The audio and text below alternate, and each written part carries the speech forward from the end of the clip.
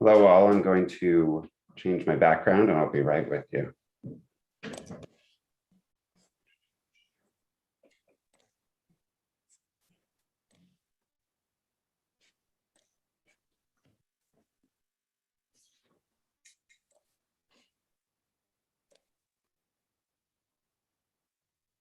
Good evening. Can everyone hear me? Wonderful. I see thumbs up and smiles. Good to see everyone. I'm going to call this meeting to order. Today is Thursday, January 27th, 2022, and this is a meeting of the Rent Stabilization Commission for the City of wonderful West Hollywood. Commissioner Ayers, would you lead us in the Pledge of Allegiance, please? I'd be honored. I pledge Pledge allegiance allegiance to the to flag the of flag the United of the United States States of America and to and to the republic for for which it stands, one one nation, nation, under under God, God, indivisible, indivisible, and with with liberty liberty and and justice justice for for all. all. I appreciate that and thank you for your assistance there. Mr. Secretary, may we have a roll call, please? Yes, Commissioner Ayers, Here. Commissioner Kirkes, Here. Commissioner Maggio, Here. Commissioner Montemayor, Present. Commissioner Topshin, Here. Vice Chair Copeland, Here.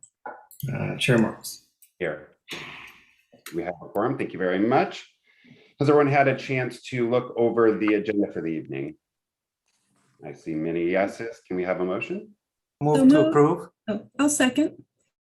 We have a motion. We have a second, several of them. Can we have a roll call, please?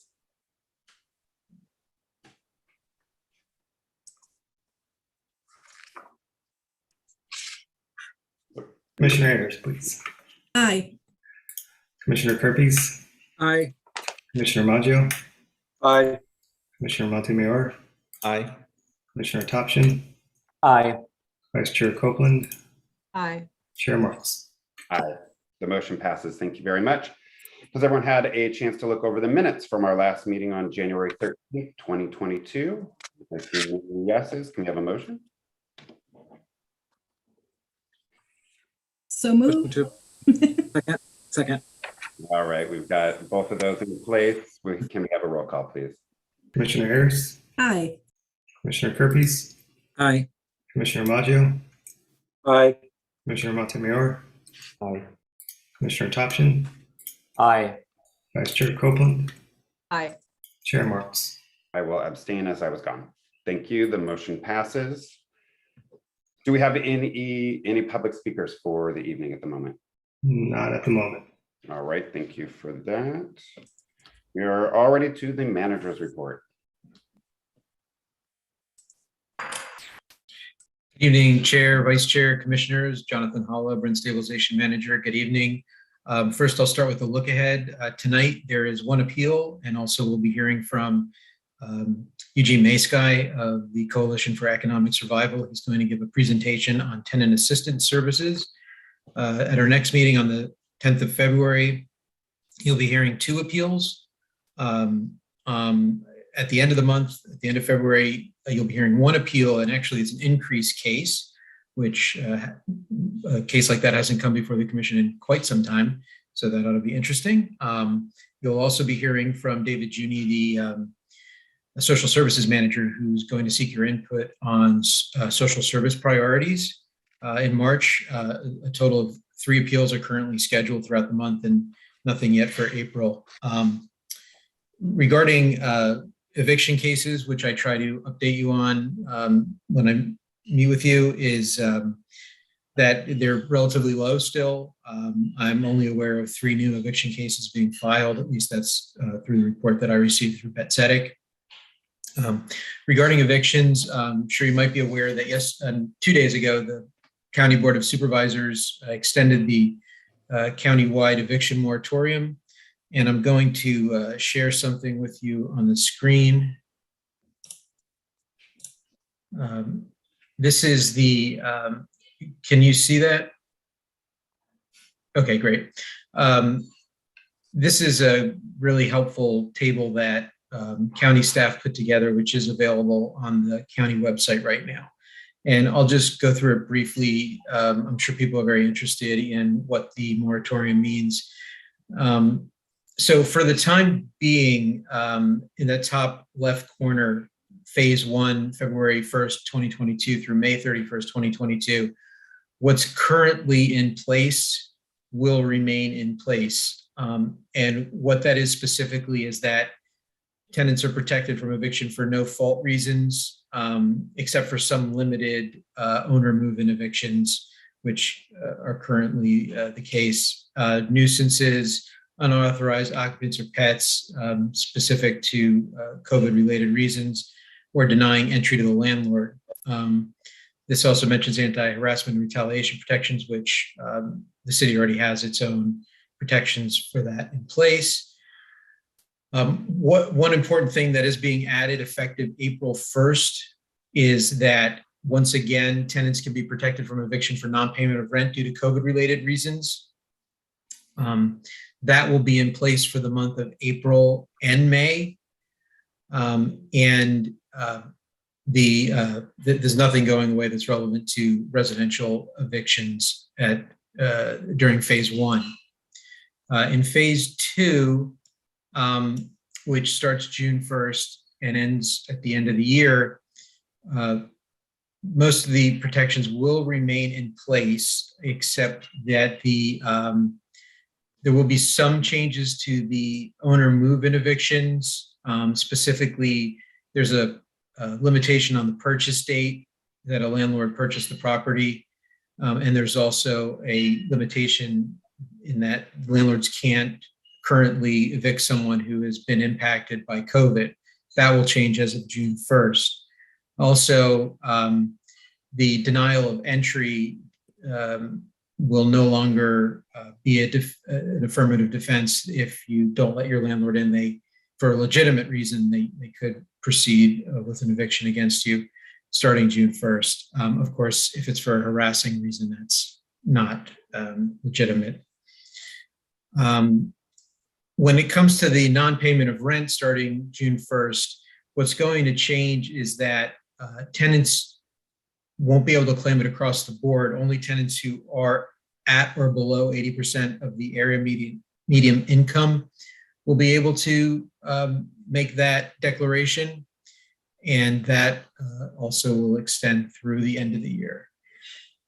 So that's the gist of the protections as they stand now.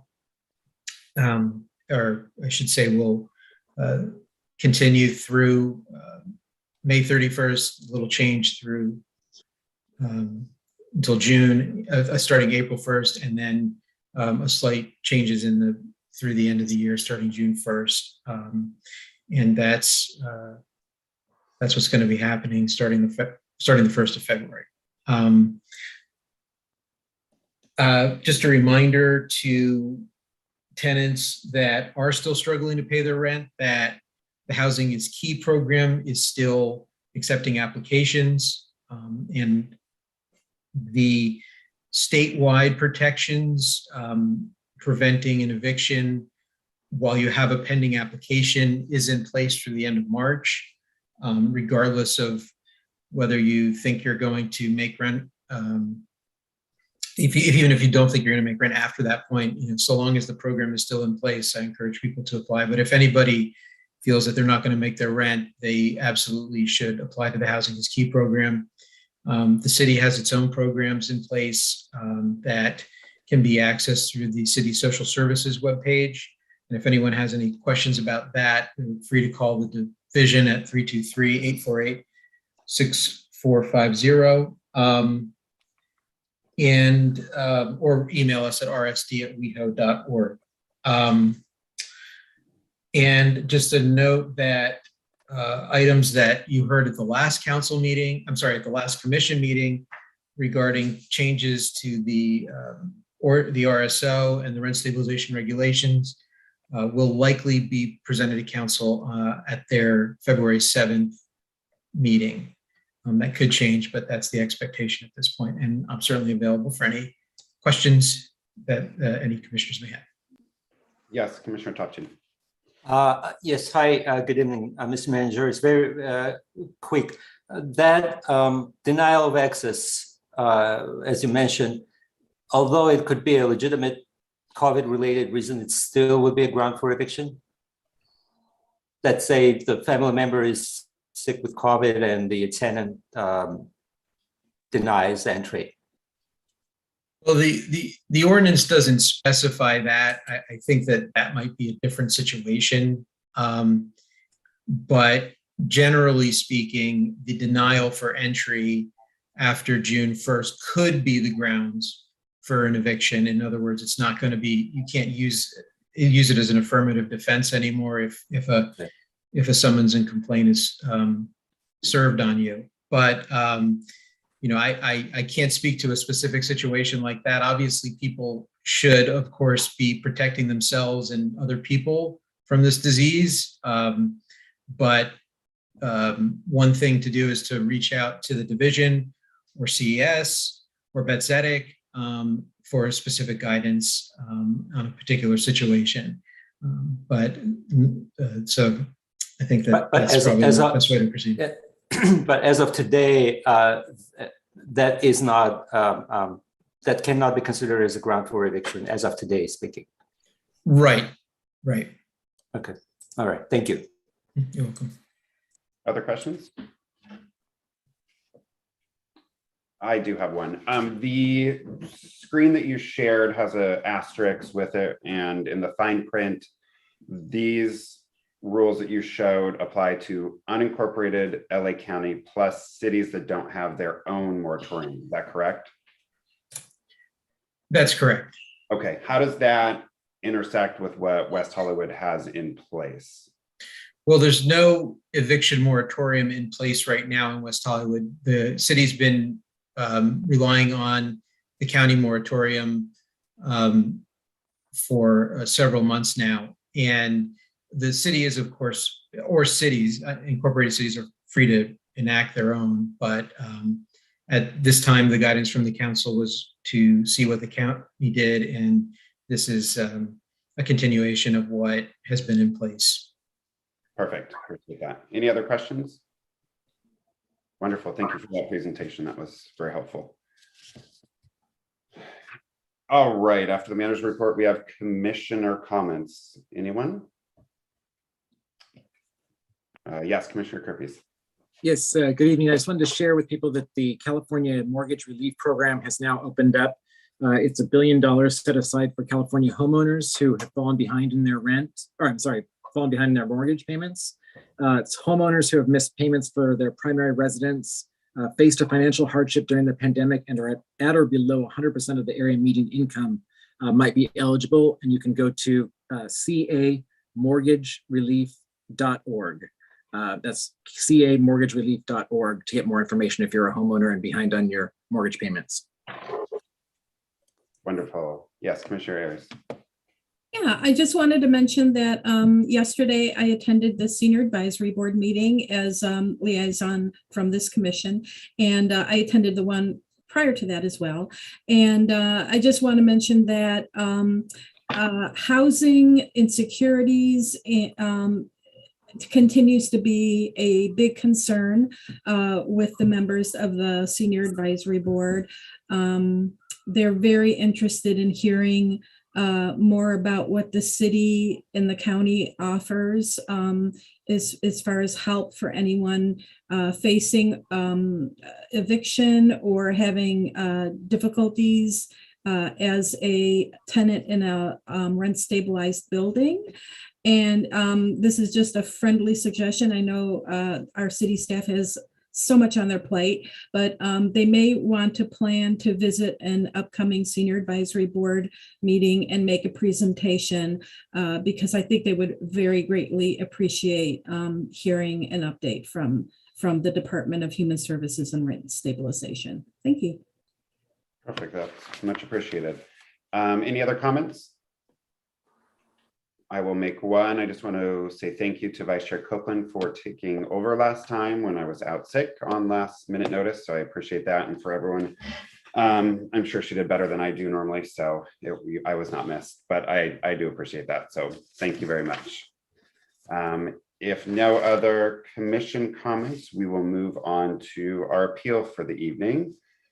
The appeal is the only one tonight, D-4604 for the property at 1274 North Havenhurst Drive, number 3. Do we have representatives for both parties here this evening? I'm admitting the property owner now. The tenant will be not attending. Okay, wonderful. We will now hear our staff report from Mr. Natalizio. Chair, did you want to explain to the landlord quickly what the procedure is, just so the landlord's aware, and then I can give my staff report? Absolutely. All right. Looks like connecting. All right. I see Yair iPhone. Are you the landlord or landlord representative? You're on mute at the moment, so if you can unmute and let us know you can hear us, that would be great. You hear me now? Yes. Oh, great. Thank you. All right. And you are the landlord or landlord's representative? Yes. Okay, perfect. Thanks. I'm going to explain the process. You can go on mute and then we'll get going. Thank you for being here. Who else on the line? Yes, it's just you. I don't believe the tenant is presenting tonight. So you have the rent commissioners here. You have our secretary, you have the public, and you have our legal counsel. Okay. All righty. All right. If you go on mute, we'll explain the process and we'll get right back to you. There we go. Thank you. All right. So the process is going to be, since you are the appealing party, you're going to have 5 minutes to speak. Normally, the tenant would have a chance to rebut your argument, but since they're not here, you'll have 5 uninterrupted minutes to speak. Please only speak to items that are in the record. Don't bring any new evidence that wasn't presented prior. And when we start, you're going to state your name, your city of residence, and you'll proceed with your comments. But first, We're going to have our legal counsel explain the case to us, and then we'll turn to you. Alrighty. We are ready for the legal report. Thank you, Chair. Good evening to the Chair and Vice Chair and Commissioners. My name is John Adalizio, and I'm the legal counsel to the Rent Stabilization Commission for the city. This appeal was filed by the landlord, Havenhurst Properties Incorporated, in response to a hearing examiner's decision granting, in relevant part, a rent reduction application regarding the landlord's failure to maintain a clean laundry room. Brian Larson, who's the tenant, filed an application which, in relevant part, is seeking a common area rent reduction, claiming that the laundry room is kept in an unsanitary condition. The hearing examiner found that the laundry room was kept in such a condition that it violated the municipal code and the California Health and Safety Code, and thus violated the RSO. The hearing examiner granted a $28 rent reduction to all tenants. Landlord filed its appeal of the decision. The appeal claims that the decision is clearly in error. The appeal is only challenging the decision as it relates to the condition of the laundry room.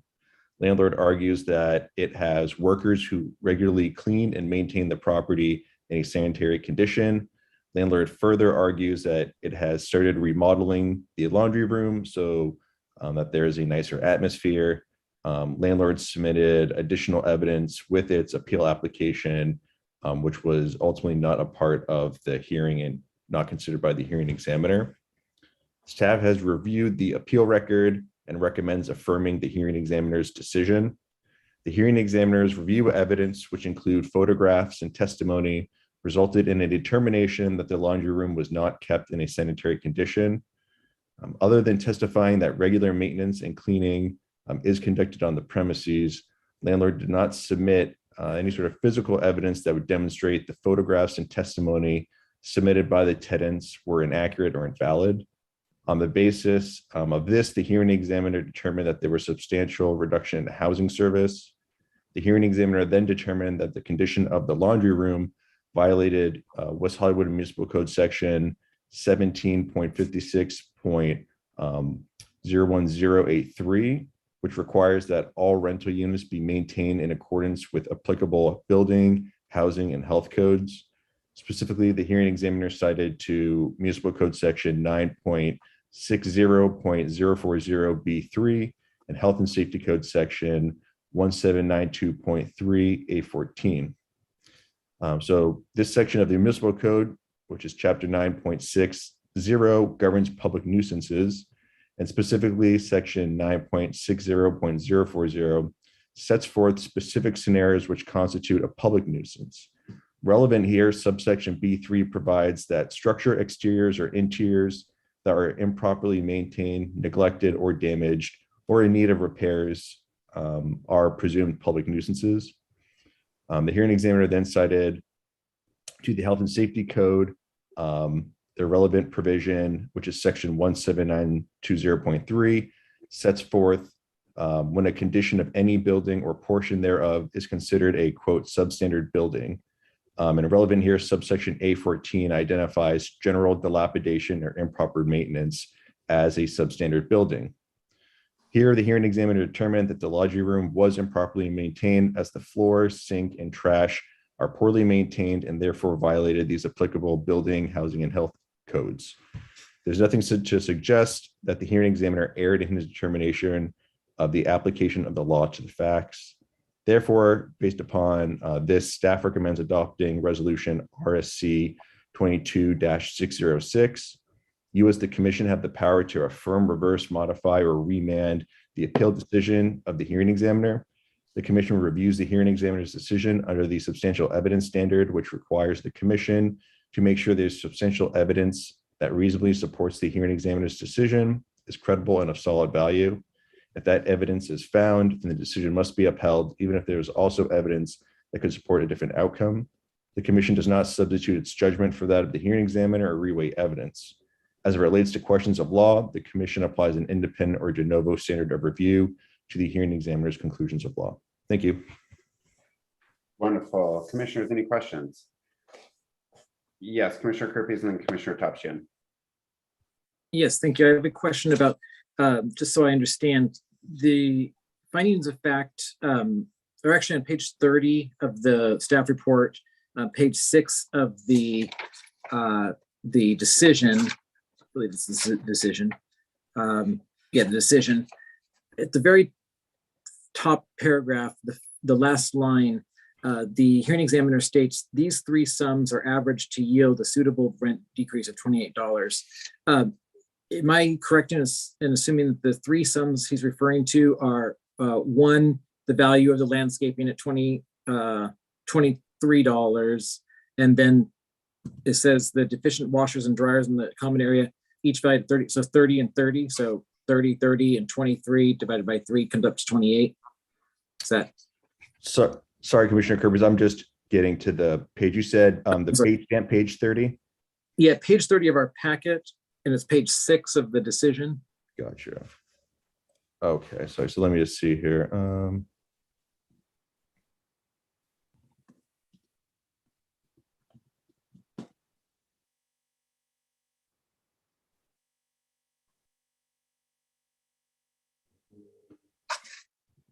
Sorry, give me 1 second. Mhm.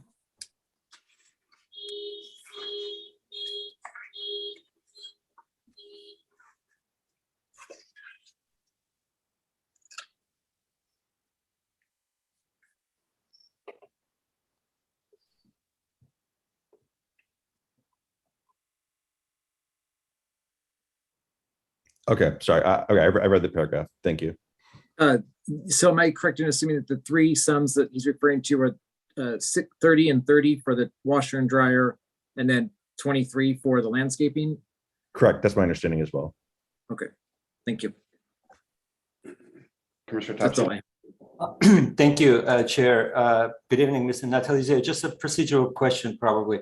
The recommendation is not to consider any new evidence, and the new evidence would be the landlord's claim that the remodeling was completed already for the laundry.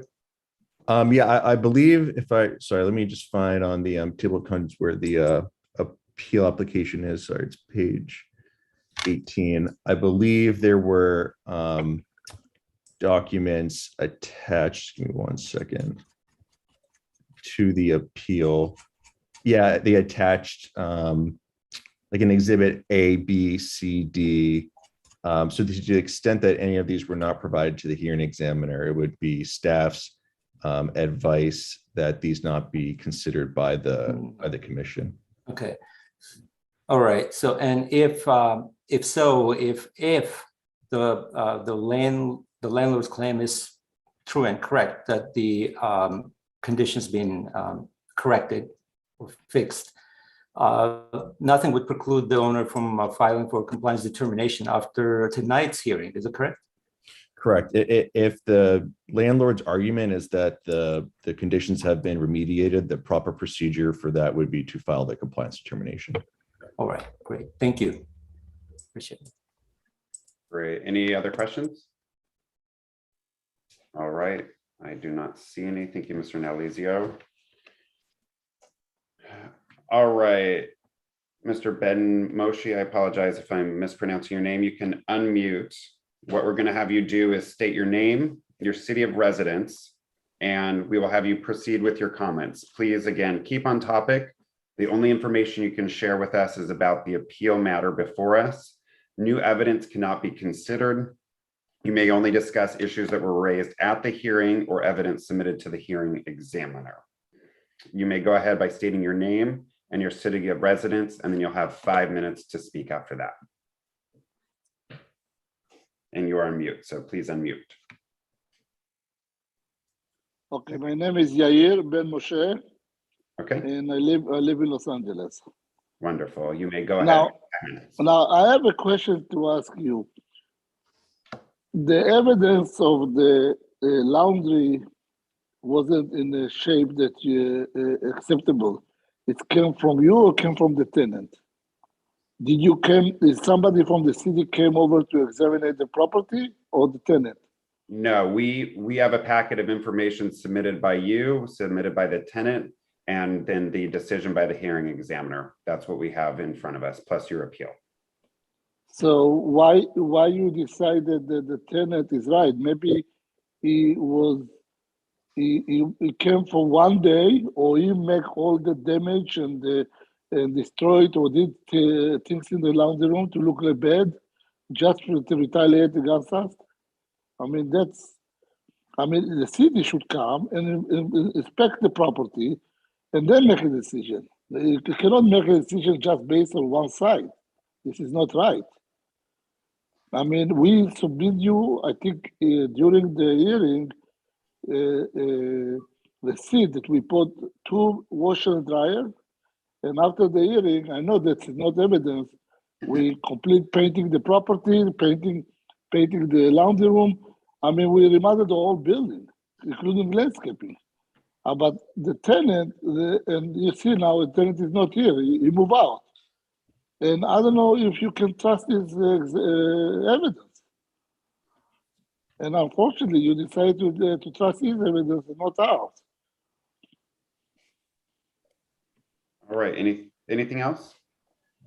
No, that's all I said. I mean, I can assure you, if you go there and see the place, you will be amazed. I mean, it's not right to go and trust someone. Maybe the guy that gave us the evidence, he just has some problem with the landlord and retaliate against the landlord. And always he can do that. Any tenant can do that. I think the city has a procedure. I live in the city of West Hollywood. I own properties in the city of West Hollywood, but the procedure should be changed. That you go by yourself and examine the property, examine the damage, and then make a decision. That's it. That's what I have to say. Okay, I thank you for those comments. You can go on mute. We are going to deliberate on this matter. Does anyone have any questions for Mr. Ben Moshe? Yes, Commissioner Kerpies. I just had one. Mr. Ben Moshe, during the hearing, did you, or I believe it was your wife who attended, did she provide photographs of the laundry room in a pleasant or acceptable condition? It was my daughter. She's Oh, I'm a young sorry. lady. She was Abigail, my daughter. She's in vacation right now. She's the one, and I'm not sure she put evidence or pictures, but I'm not sure. That's I don't know what exactly she submitted. Okay, thank you. Any other questions for Mr. Ben Moshe? No. Okay. Yes, Commissioner Ayers. Yeah, I saw in the evidence that was submitted by the landlord that you have staff check on the cleanliness, and if it's not up to standards, you arrange for a cleaner to come in. Does that procedure still remain today? It's not just remain today. After I received the hearing, there is a tenant, apartment number 14. She is next door to the laundry. So I decided to pay her every month $60 to be on top of the laundry room, just to make sure everything is clean, because sometimes after tenant do laundry and they leave it dirty. And I was afraid that you come again after the tenant when we keep it clean all the day or all the week, and sometimes tenant make it dirty. So she keep it every day. She called her every day. She sent me picture. She's in touch with me every day. She's an older lady. She need the money, and we pay her. Besides that, we have our gardener go there once a week and wash the laundry.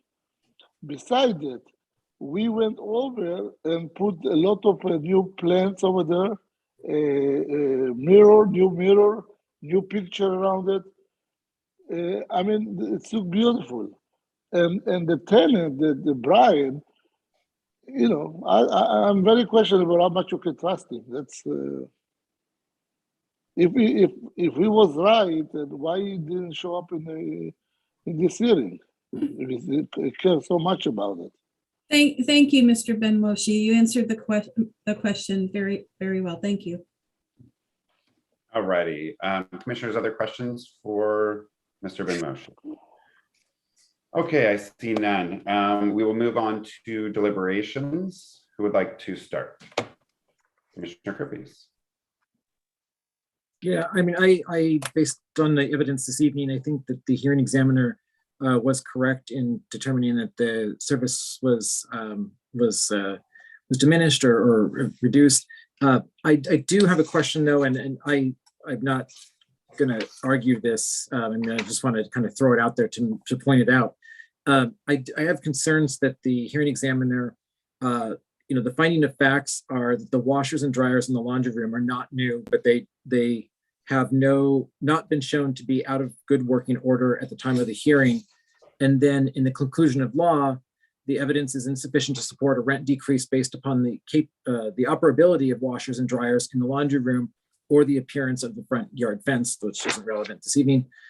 So I just question why the hearing examiner would have used in the guidelines, using the $30 for the washer and dryer. And I think that $23 would be more suitable based upon what the $23 based upon what he was using for the unacceptable gardening, landscaping, etc. But again, I would leave that up to you guys. I just want to point that out. Thank you. Yes, Commissioner Maggio. Could take a sip of water first. Sure. Excuse me. When the inspector went on site to inspect, it was clear that there were 3 codes, municipal codes, West Hollywood municipal codes that were in violation. As the legal counsel pointed out very clearly, section 17.56, 101A, specifically 3, which requires that all rental units be maintained in accordance with applicable building, housing, and health codes. Specifically, he noted section 9.60040B3 and, which is also important, section 17920.38, specifically 14. 9.60040 does set 4 specific scenarios which constitute a public nuisance. The relevance here is section B3, which provides that a structure, interior or interior, that are improperly maintained or neglected or damaged in need of repair, specifically waterproofing, insect extermination, or water intrusion, are presumed certainly public nuisances. Second, section 17920.3 sets the 4th, which is a condition that any building or portion thereof is considered, as been said, substandard building. And the relevance here is subsection A14, which identifies a dilapidation or improper maintenance. So I believe here the hearing examiner determined that the laundry room certainly was maintained as the floor, sink, and trash are poorly maintained. And therefore it violated these housing and health codes.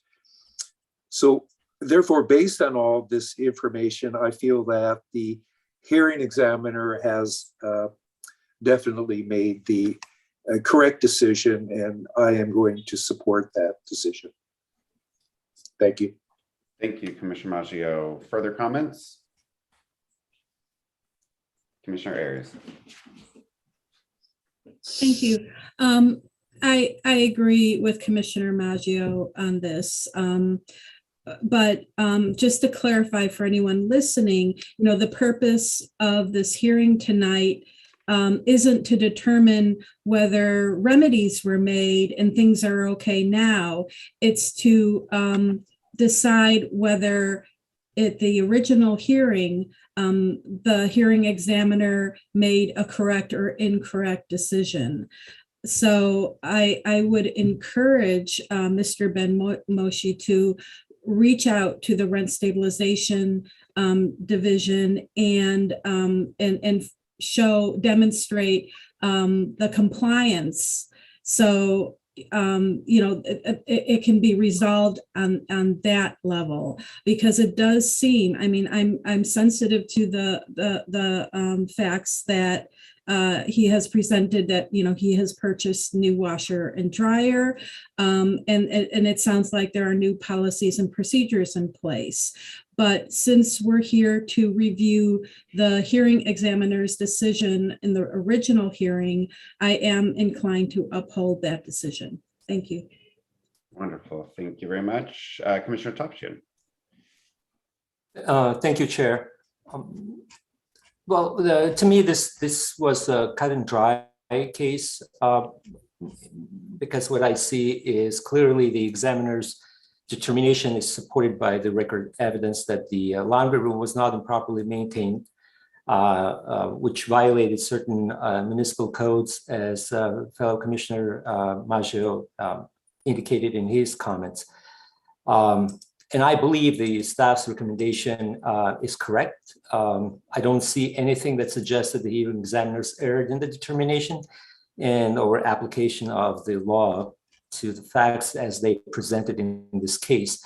And however, I also questioned the examiner's decision to review, to make the decision on the monthly value based on the gardening or landscaping services versus the washer and dryer services, as we have that in our guidelines.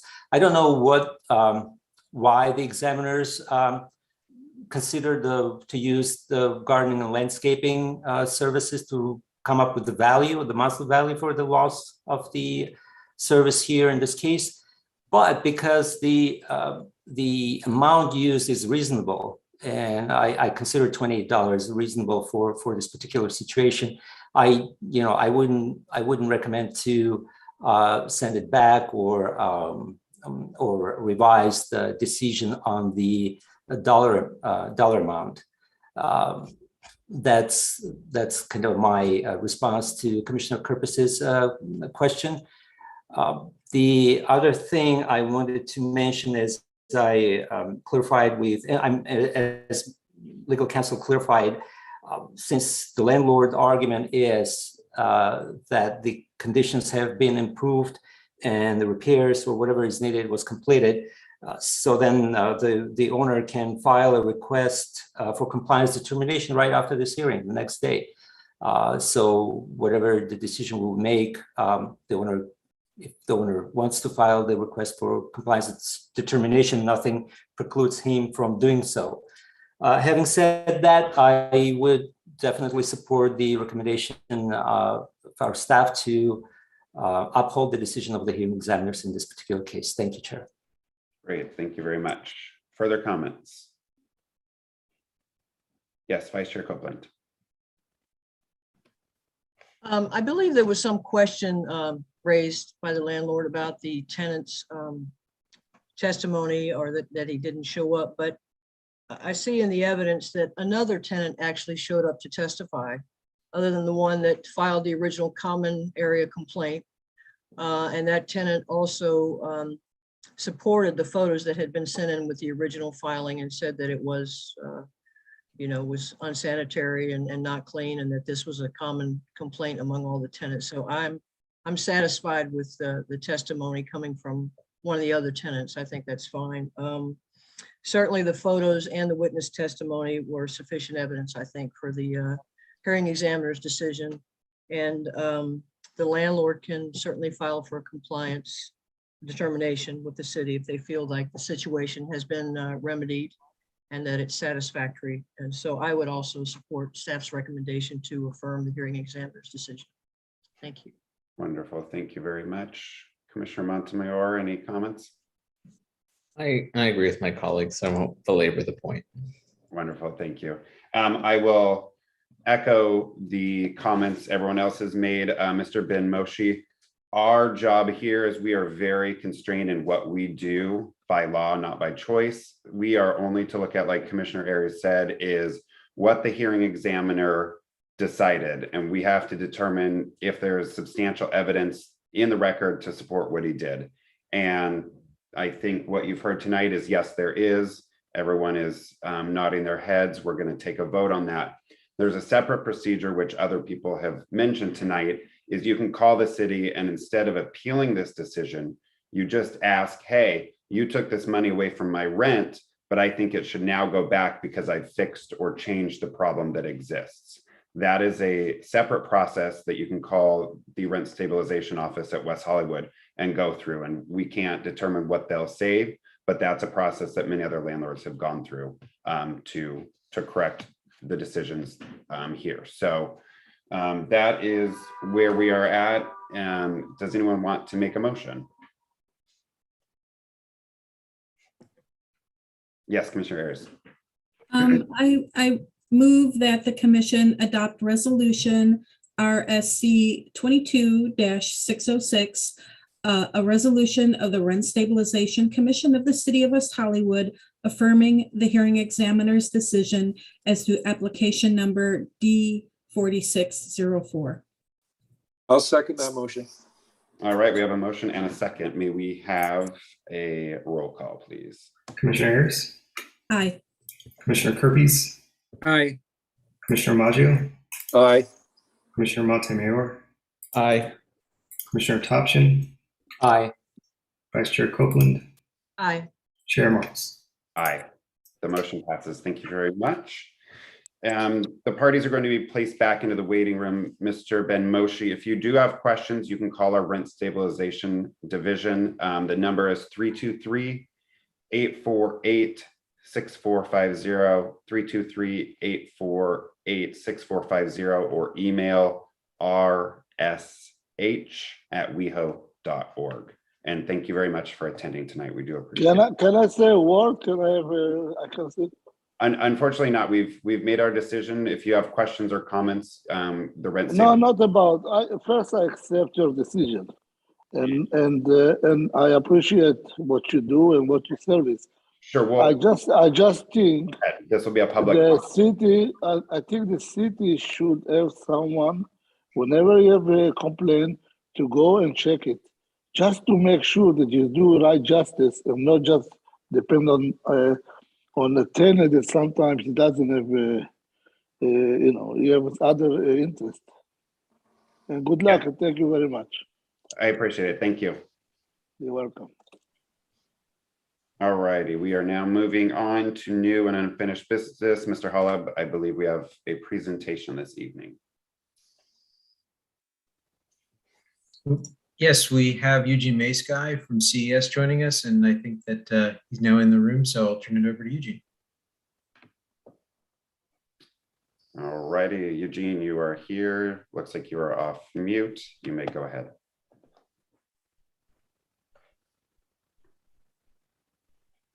Hi, everyone. Thank you so much. Thank you, Chair Martz, Vice Chair Copeland, commissioners, and city staff members. Thank you for welcoming me into your meeting and allowing me to provide you with this update on the work we do. I believe I've met everybody actually, but just in case, my name is Eugene Maysky and I'm a tenant outreach organizer for the Coalition for Economic Survival, CES. We are a 49-year-old multiracial, multicultural, grassroots community-based nonprofit organization assisting in organizing and empowering low and moderate income renters in West Hollywood, Los Angeles, and all of Southern California. CES helped create the city of West Hollywood, led the efforts to win rent control laws in West Hollywood and Los Angeles, and most of the local laws that protect tenants to this day. And we actually achieved all of that only because of the participation of tenants. So that's why we encourage all tenants, everybody who's living in rent stabilized, low or moderate income housing in West Hollywood to become CES members and join 6,000 plus tenants all over Southern California to become part of our nonprofit organization. And also we believe that power is in numbers, and we believe in standing up for each other. As in previous 49 years, our focus this year is on issues like protecting rent control, combating slum housing conditions, stopping unjust evictions and displacement, protecting neighborhood against gentrification, preserving government-assisted low-cost housing, eradicating housing dangers, for example, exposure to lead paint poisoning, advocating for new affordable housing through political and legislative initiatives, and many more. I appreciate this chance to address the Commission and bring your attention to some of the most critical problems that we are battling, and we've been actually battling in our community recently, including growing attempts of evictions despite the moratorium in the past year, and lots of cases of tenant harassment. I'm currently working with a lot of cases where long-term rent stabilized tenants are being pushed by all means necessary from their RSO tenants. We're talking about low-income, disabled, elderly tenants, and tenants being discriminated because of their sexual orientation, age, race, disability, gender, national origin, health conditions, and other situations.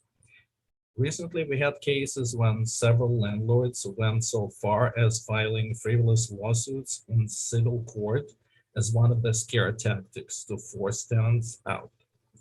As one, at the same time, they also deploy all these but goodies like intimidation, denial of repairs and maintenance, cash for keys, harassment, decrease of services, and many others, not so obvious tricks and tactics. What are we doing to help right now? In collaboration with the City of West Hollywood, CES provides all residents of West Hollywood with free services, and I would like to give you a brief details about a couple of them.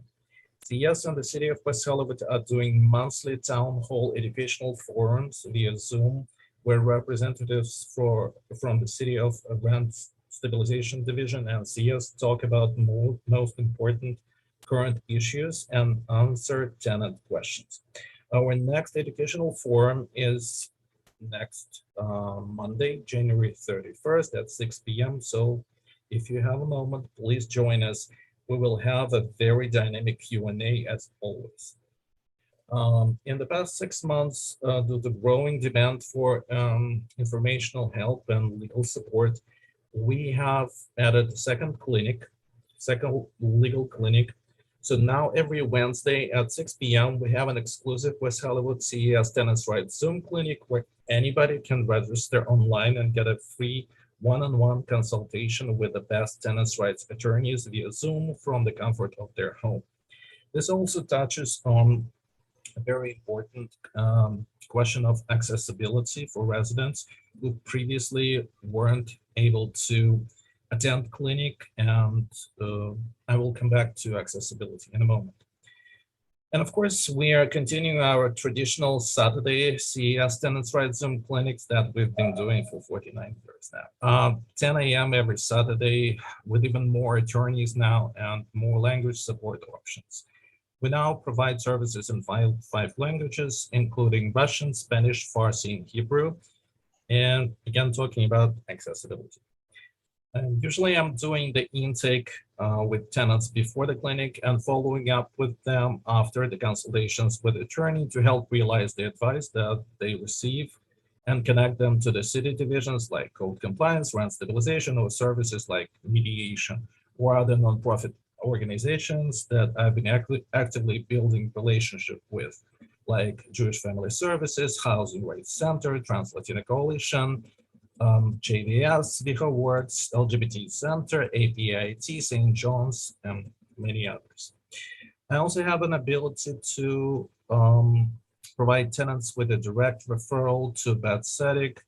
We at CES work with BetCetic to provide referral for tenants who need more in-depth representation in several cases. You know that Betsedic is a law firm that's contracted to represent tenants with the city of Rosario. When tenants need to file a tenant harassment complaint or fill out the rent decrease form, file for rent relief, or recertification on housing scheme, I'm guiding them through the process over the phone and make sure they collect all documentation and required evidence. This is one of the services we began actually providing last year. CES also provides special accommodations during tenants association Zoom meetings and tenants' rights Zoom clinics. For example, in 2021, we tested and successfully deployed live transcription services to support our deaf tenants during weekly tenants association Zoom clinics. And same live transcription services are actually on deck for every tenant's rights Zoom clinics. All that stuff that I was mentioning previously touches on an important issue of accessibility, and I would like to mention that all our services have easy accessibility via Zoom or phone from the comfort of tenants' homes. We're also constantly working on making considerable efforts when it comes to digital divide and making sure that all residents can access our services. And because I mentioned a lot of problems in the beginning, let me mention a couple of victories that we actually have. As of right now, we've created 8 tenants associations that are actively working on protecting tenants' rights. In one of the buildings, tenants association, with the help of CES, successfully won a battle to make the management of the building install ADA-approved hand railings for disabled tenants, restore reducted cleaning and maintenance services, and perform painting of the building and repairs according to the West Hollywood ordinances. In another building, we've had a half a year, honestly, I think 8 months battle with more than 2 years of history of tenant harassment, on-site, no on-site building manager, and multiple health hazards and code violation issues. After tenants became members of CES and created a tenants association, we worked on collecting more than 500 plus pieces of evidence that were presented to the rent stabilization and legal divisions of the city of West Hollywood, which resulted in the investigation. And finally, in December, tenants got their, one of the founding members of the tenants association of that building became their new building manager, which was the great news for all the people who suffered enough in that building, to be honest with you. And as soon as he became a building manager, he hit the ground running, and he's been working on solving problems nonstop ever since. So these are just a couple of examples of what actually tenants can do when they band together and we help them organize. But there's more work to be done. So if you know anybody who needs help, please let them know, that then they can request a registration to our Wednesdays, Saturday clinics. They can send an email to helpingvitorenters@gmail.com, or they can call me directly to 213-252-4411. My extension is 205, and I'll be happy to guide them through the process of registration over the phone, or I will just send them an email and help them this way. So I'm grateful for the chance to actually present you with this update of our services CES provides for the resident of West Hollywood, and I'll be happy to answer any of your questions. Thank you very much. Commissioners, questions? Commissioner Maggio. Well, I have no question, but I want to thank you so much for coming here this evening. And I think you should make it a practice and do it more often through the years so that you can keep the public informed and the importance of the work of CES. And when you make these presentations, it just makes everyone more aware of the problems and the issues.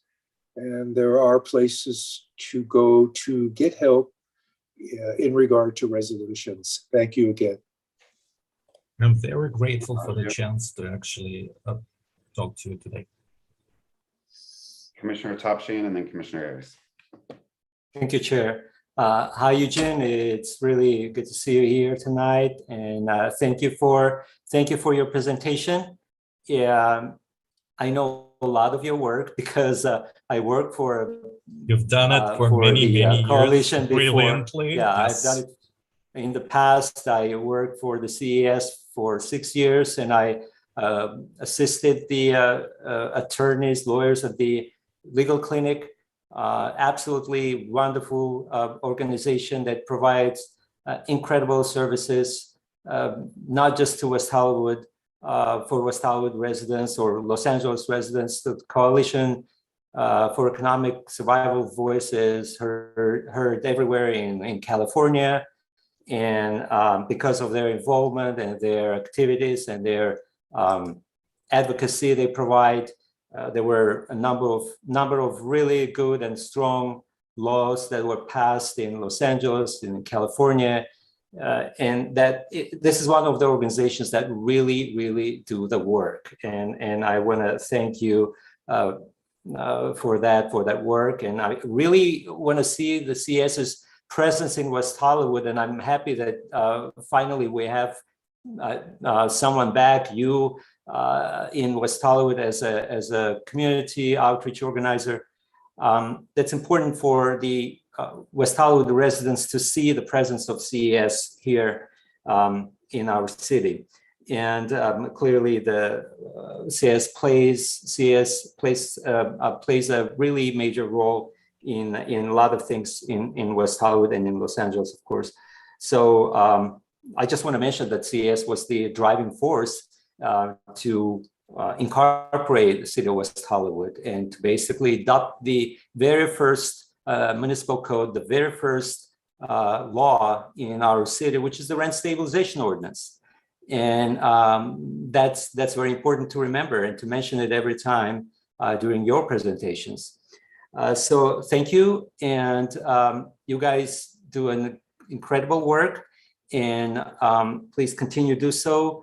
And I know that the clinic is absolutely a great asset for the residents in our city to go and to get the immediate help from the lawyers, get the legal advice that they need right there to be able to speak to an attorney. That's wonderful that you continue to provide those services here.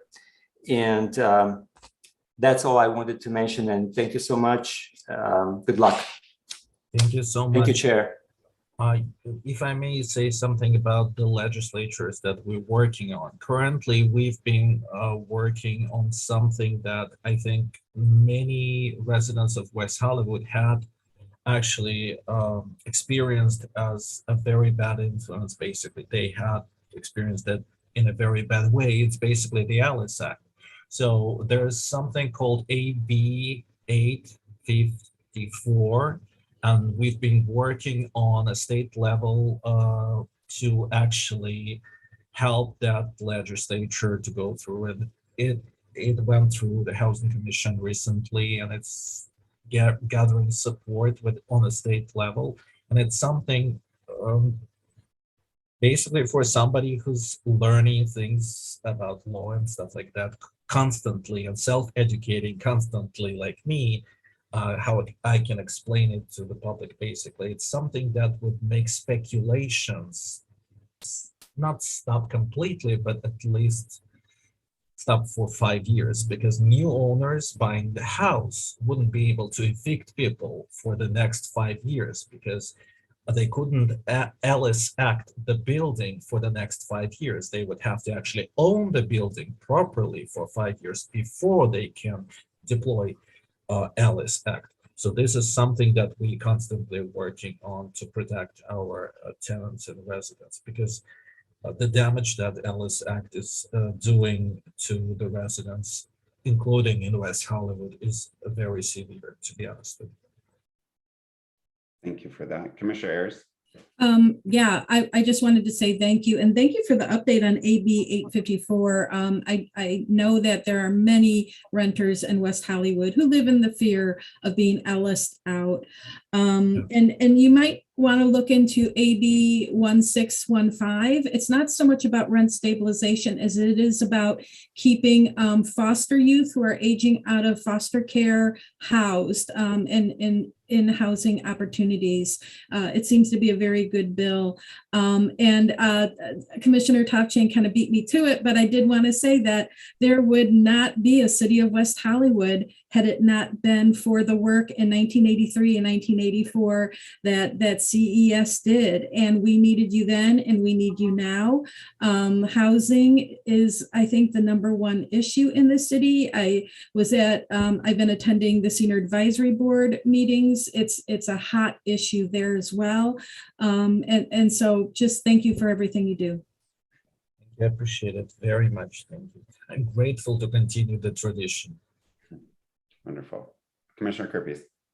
Yes, Eugene, I just wanted to say thank you as well for all the stuff that you're doing, CES is doing, especially this last year, as active roles you guys have played during the pandemic. It's been extremely helpful to our tenants. And I wanted to ask, I know this is a little bit different than helping those that are currently housed, but do you have does your organization do any work with people with like Section 8 vouchers, trying to find a property owner that will accept their voucher? And do you have any experience in that? And whether the legislature this last year or a couple of years ago made it so that tenants cannot be discriminated against based upon source of income, which would hopefully open up the door for more people with vouchers to get apartments. But has your organization experienced or seen any improvement or no improvement or decline in people being able to access that? Or is that not something that your organization currently focuses on? I can tell you that I've had, because I'm doing the intake, I've had tenants coming to us with questions like that. And I've had tenants who actually required advice specifically on how they can navigate, you're absolutely right, a very tough situation when they're looking for housing with the vouchers, and their basically rights are they can be very discriminated against because of their different situation because of the voucher. They're not as desirable as tenants because of that. So yes, definitely we've had tenants like that, and I did the intake, and basically most of the time they're being advised by the attorneys who come to the clinic and work with them. Honestly, some of the people who come to the clinic sometimes get picked up as clients for like pro bono clients, for example, from the clinics, which are very lucky because the attorneys who volunteer with us, usually the hour costs like hundreds and hundreds of dollars, and the tenants get the advice for free, which is amazing. And sometimes in some of the cases when they need in-depth and more help, or in case if they need more active help, like they need affirmative help, then sometimes they get picked up as clients if that is something that they require. So yeah, there were cases. Thank you very much. Absolutely. Wonderful, thank you. Other comments? Vice Chair Copeland. I also wanted to echo my thanks, and I know how important this service is, and there's nothing more frightening to a tenant than to get that piece of paper that says through no fault of your own, you're losing your housing to the Ellis Act. So I'm glad that you brought that up. And if there's anything that could be worse than that, it's the tenant harassment, you know, where you have a target on your back because you're a long-term tenant and maybe now you have some age on you or you're disabled, but they want your unit. And so everything that you said about that is true. It's very isolating. It's a very scary thing to go through. And we're very fortunate that we have these avenues for tenants to go to, someone to get advice from and find out what their rights are, what they can't do. And it's so important. So thank you all for that, and also for the presentation. And if you don't mind, again, but whenever you're finished, if you could give that email again, maybe slowly, and the phone number again, in case anyone wanted to take that down, would be very, very helpful. And thank you all again for everything that you do, for the information tonight. Thank you so much. I will happily give my phone number, 213-252-4411, and my extension is 205. I pick up my phone. The only time that I don't pick up my phone if I'm in the Zoom. And you can always leave me a message. Please do leave me a message if you need me to call back, so I will call you back. And the email that you can contact me is helpingviхорenters@gmail.com. helpingviхорenters@gmail.com. Speaking about harassment, so there's a very comprehensive form that our city website provides, viho.org provides, to file for tenant harassment. But some of the tenants are scared because the form is like 8 pages long. So I always tell our tenants, don't be worried about that. I will guide you through the process. I will literally fill it out with you and help you fill it out and review the form over the phone. We can schedule time. We can go over the questions. I will sit on the phone with you and help you fill it out. As long as you need to fill out the form, we can go over it. I will help you with that. Don't be scared that it's like 8 pages long. There's nothing scary about it. The form is very comprehensive. We can do everything. And honestly, tenants who live in a building where they're being attacked and picked one by one, I always try to organize them. We always try to organize them because honestly, this is how CES started. We have one of the buildings in West Hollywood right now, actually, where on Havenhurst, where the history of CES in West Hollywood started. And this was my first case when I started the job. And it's a historic building, and I got kind of lucky that this is the historic building for CES. We created tenants association. It was my first tenants association. And the people who I work with, we made a lot of progress there. So I'm honestly grateful that the tradition that CES created, like I get to continue that. It's an honor for me because it's something very important to do. So when tenants are getting harassed, tenants can band together. I will help organize tenants association and fight. That's what we do. Wonderful. Thank you. Further Thank you comments? so much. I will make my comments then. Like everyone else has said, I appreciate the presentation, but more importantly, the work that you do for the people of our community in the broader Los Angeles area. I started my legal career as a tenant attorney, and I'm sure you and I can tell stories back and forth for hours about the many difficult things that tenants go through. And unfortunately, lawyers are expensive, and a lot of times that prohibits them from seeking the help that they need. And organizations like yours fill that gap when it's really, really needed. And, you know, you get in a car accident, you get a fender bender, you go personal injury attorney, you know, unless you're in the hospital, it's a minor thing. But when your home is on the line, it's a stressful, emotional, awful place to be. And to have a place, like I said, to go fill out that application. And, you know, when you open your arms and say, you pick up your phone anytime, you walk them through the application, whether it's 2 pages or 200, I think gives people a sense of hope when they don't necessarily have it. So I wholeheartedly appreciate what you and your colleagues do, and thank you for that. And thank you again for your presentation. Thank you so much for your time. I really appreciate the chance to update you. Thank you. Yes, thank you. We appreciate it, and come back anytime. All right. We are moving on to items from staff. I'd just like to also thank Eugene for coming tonight. And if the, to reiterate for anyone watching who has questions for the division, we can be reached at 323-848-6450. And our email address, it's actually rsd@weho.org now. The RSH will still work, but that change was made. And we can be reached in both of those ways. We also have information on our website, weho.org, and renter resources. Thank you. Wonderful. Thank you, Mr. Holland.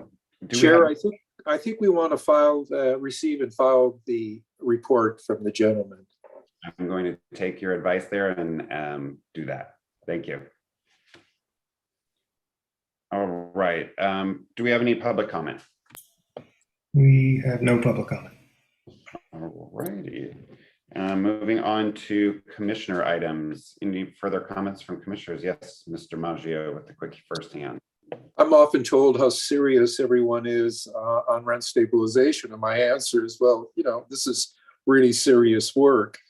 We used to have a dog that visited us in the chamber often, and I often thought, well, that dog should really be our mascot, but that never happened. And that was many years ago. But I'm convinced tonight that the mascot has to be Commissioner Ayers' cat. I don't know if it was a he or she and what the cat's name is, but for consideration, I do nominate that cat for our rent stabilization mascot. Thank you for the comment, Commissioner Ayers. If you could alert us to your cat's name and a little information for our mascot application. Oh yes, that's Howie, and he is a Zoom hog.